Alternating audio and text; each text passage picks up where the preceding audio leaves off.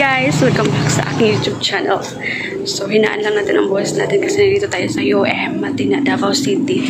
Ayan, kasama ko yung aking pamangkin. Dito na kami sa loob, nakapasok na kami. Kukuha tayo ng ticket for oath taking. So, samahan niyo ako, guys! So, ayan na nga, guys. Pumunta na kami dito sa University of Mindanao, Matina, Davao City. Ayan, sa UM yan, guys. Nagtanong kami dyan sa guard kung saan ang bilihan ng ticket. So, tinuro ng guard sa amin. Sabi ng guard, diretso lang daw kami. So, ayan, diretso lang kami. Naglakad-lakad lang kami at tumingin-tingin sa paligid. Ang ganda pala dito sa UM Matina, Davao, guys. Kasi, sobrang lawak at, ang lawak pa ng kanilang sport complex. Pero hindi ko nakita yung venue na or gym nila kasi hindi na ako nakagala kasi napagod na ako sa biyahe. So, ayun na nga.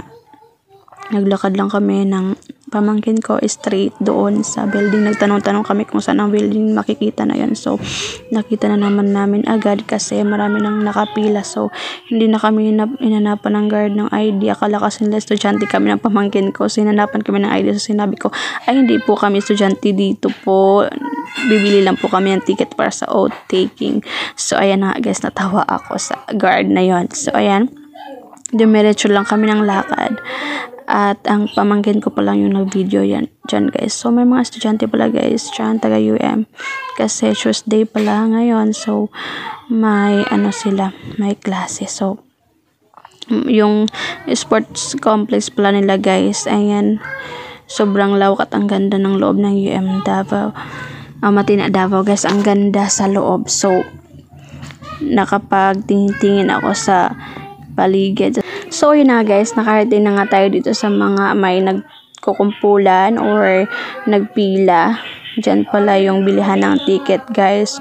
Alam nyo ba, guys, akala ko kung magpapadala ka pala ng ID dyan, kung magpapadala ka pala ng, for example, magpapabili ka ng ticket. So, hindi na pala talaga kailangan ng authorization. Mo lang yung nahanap nila yung QR code mo na may appointment. Ayan, yung appointment mo na may QR code sa left side. So, ayun na nga, guys, nakuha ko na yung ticket ko.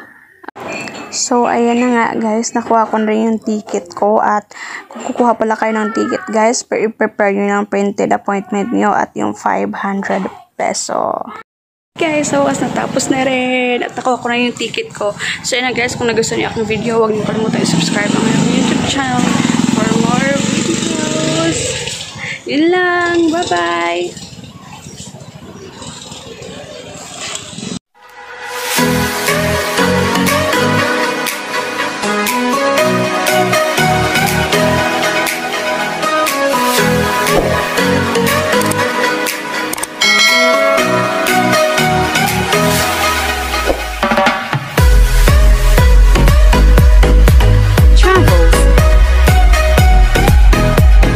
Tutorials, family mukbang, and don't forget to like, share and hit the notification bell for more.